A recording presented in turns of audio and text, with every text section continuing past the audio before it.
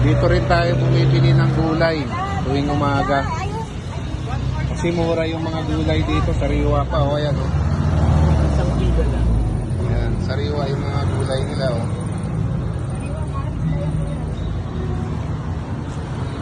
Bagong harvest. Ayan, meron din silang saging. Ilang piraso yun? Isang kilo. Isang kilo. Dito lang po yan sa Molino Road, Bacoor, Cavite. Ayan, ang ating tindera ay Smiling Face.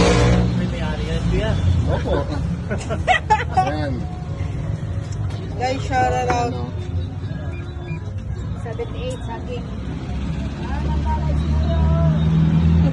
Okay na lang kuya. Okay.